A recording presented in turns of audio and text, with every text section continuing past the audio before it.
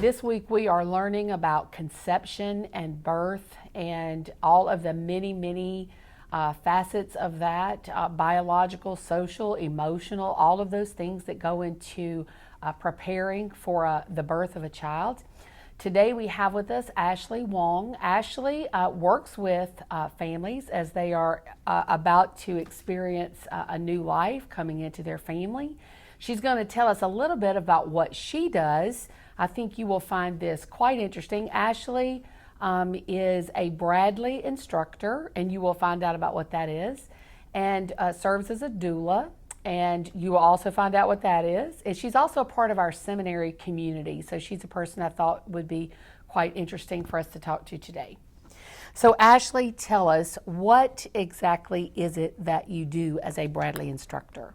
As a Bradley instructor, I meet with couples who are expecting usually their first baby for 12 weeks, and we go through a comprehensive study of what is pregnancy, what is birth, what is good nutrition, how can we prevent emergency circumstances, and most of my couples are striving to have natural childbirth. Okay, natural childbirth, we probably do understand, you and I understand what natural childbirth is, but can you explain for our students exactly what natural childbirth is as opposed to an assisted childbirth? So a natural childbirth is a birth without medication, and usually this involves the mother laboring in any physical situation that feels comfortable to her.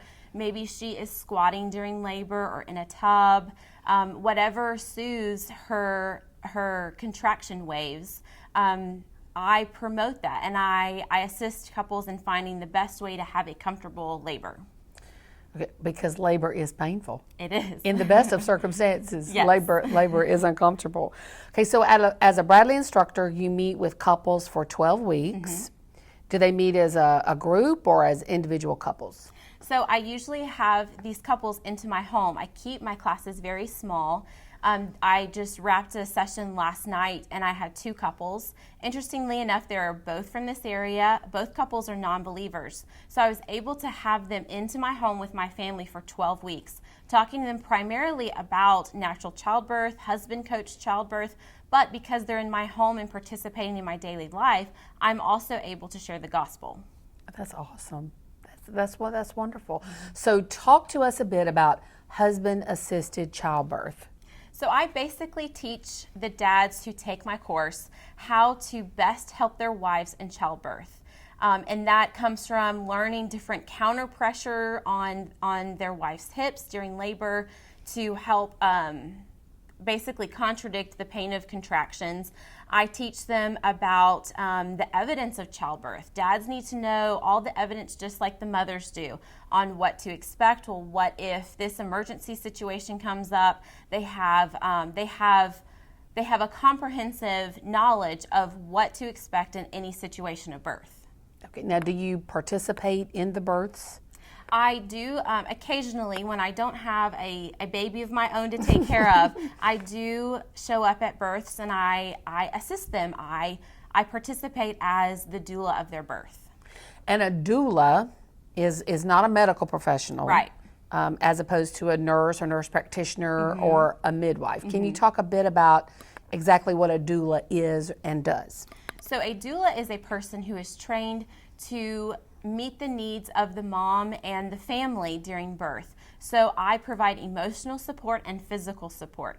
So if mom is really needing the attention of her husband and she needs him to hold her or to make eye contact with her and talk to her, I can be the person in the background squeezing the hips, doing the counter pressure, helping to relieve some of that pain. Sometimes you can feel a little bit like a third wheel in what's mm-hmm. going on in their marriage, but I'm there to help them. I'm there to make the mom as comfortable as possible and to also help the father. So in labor, many times we forget, if there's a 24-hour labor, dad also needs to use the restroom during this time. So it's my job to take over his role for a second so he can step away and use the restroom. Or I could go and get both of them a drink.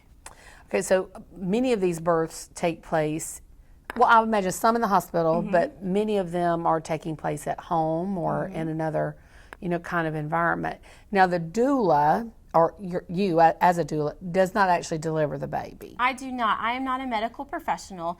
That is strictly the midwife or the OBGYN that is doing all of the medical side. I am there for the physical support and emotional support. Okay.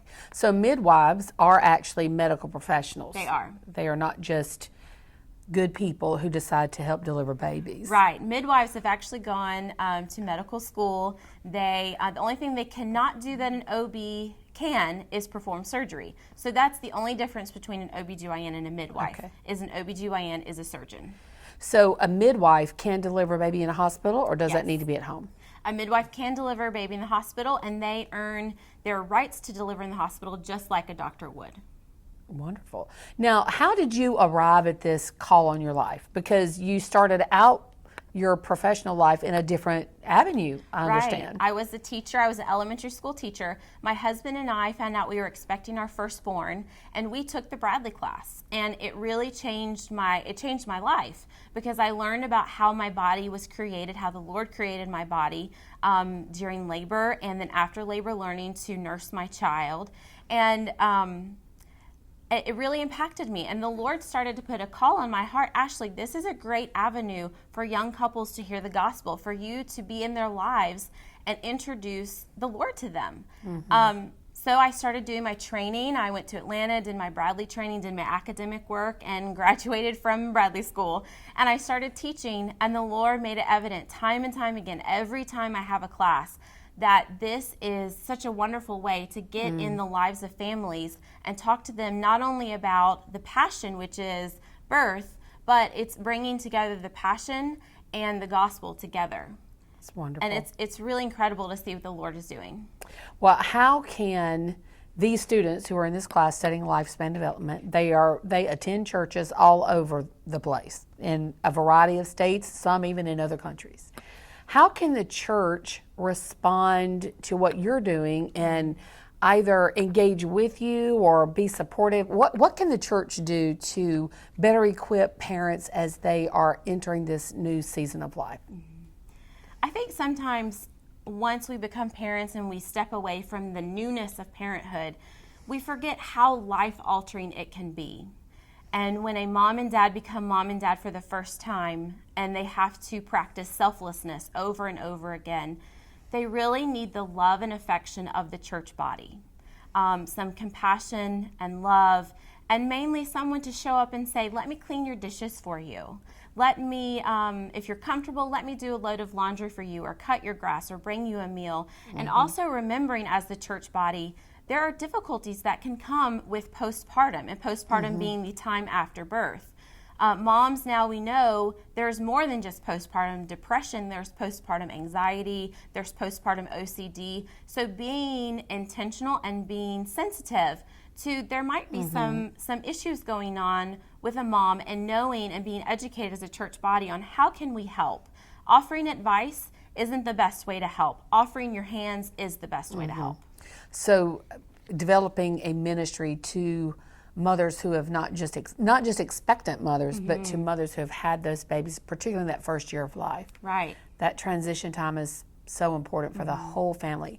Now, and a lot of that takes place in their home, in the community, but what can we do at our church facility that may minister to the needs of mothers when they come to our church? At the church facility, to minister to new mothers, it's always a wonderful idea to provide a secluded nursing space that is comfortable, not sitting on a potty to nurse your baby, not in a restroom, because no one wants to eat in a bathroom. So providing a separate space where moms can nurse. It's very hard as a new mother to nurse your baby, and it's even harder to try to nurse your brand new baby under a cover and feeling self-conscious that there might be people watching you or judging you. So to provide a separate space for moms to take a deep breath, to be able to nurse your baby, and then after nursing be able to get up and go back into the service or back into participating in corporate worship.